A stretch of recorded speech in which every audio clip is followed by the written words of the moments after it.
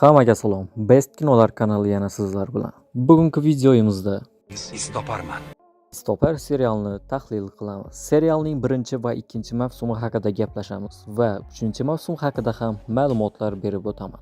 Hozirda bu serialni qayerdan ko'rish mumkin ekanligini ham aytib o'taman. Yaxshilab o'rnashib oling. Men videoni boshladim.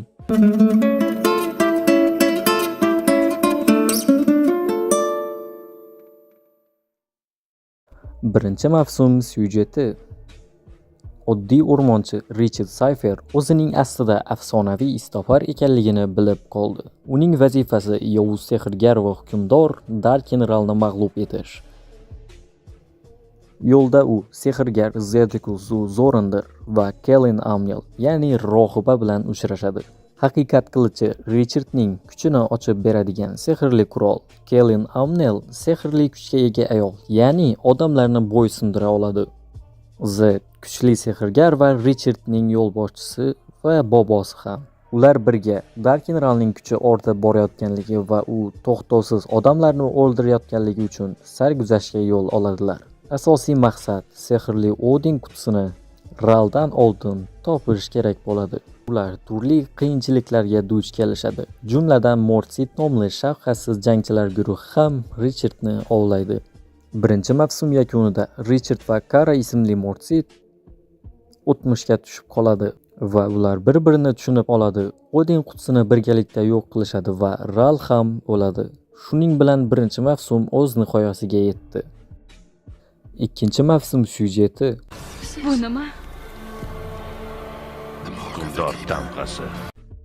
Dark-General mag'lub bo'lgandan so'ng yangi tahdid yer osti hukmdori, ya'ni o'liklar hukmdori paydo bo'ladi. U butun olamni zulmatga tortmoqchi bo'ladi.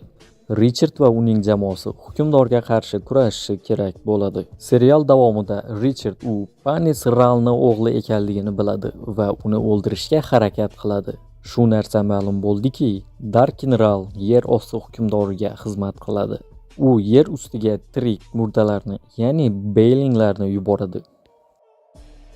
Richard o'z sehrini boshqarish uchun yorug'lik rohibalari bilan birga sohib karomatlar saroyiga boradi va u istoperlikdan ozod etiladi. Shota ismli sehrgar ayol Zedga bu haqda xabar beradi. Xushxabar eshitaman deb o'ylamagandim. 7-Sandragon kitobi ashklar toshi yashiringan joyga yo'l ko'rsatadi. Senga 3 ta alomat ko'rinadi. Birinchisi, Richard hukmdorlik qilishdan bosh tortadi. Men o'ylovdim. Taxtga o'tirmayman. Ikkinchisi, u qizil kiyimlini qabul qiladi. Ikkovingizni yolg'izlatib qo'yaman. Uchovimizni. Meni yordamimga muhtojsan. Juda soz. Va nihoyat unga tiriklik dushmanining tamg'asi qo'yiladi. Sen tiriklik uchun xizmat qilyapman deb o'ylaysan. Aslida esa hukmdorga xizmat qilyapsan. Zed yangi istoperni tayinlaydi. U ham vafot etadi va Richard yana o'z lavozimiga qaytadi. Serial shu darajada emotsional tarzda davom etadiki, bu serialni ko'rgan sari ko'rgingiz kelaveradi. Shaxsan men bu serialni bir vaqtda 1 va 2 mavsumini 3 kunda ko'rib tugatdim. Serialning 3-mavsumiga kelsak, 3-mavsum ssenariysi yozilgan. Istoper seriali chiqqan yili Merlin seriali bilan katta raqobat olib borgan va Istoper serialining 3-mavsumi chiqmay qolgan. Bu kino olam 3-mavsumda oxiriga yetmay qolgan. Masalan, hukmdor mag'lub bo'ldi, Istoper g'alaba qozondi, Dark-General yana tirik. Bu serialni asosiy syujetda faqat emotsional jihatdan tomoshabinlarni o'ziga jalb qiladi.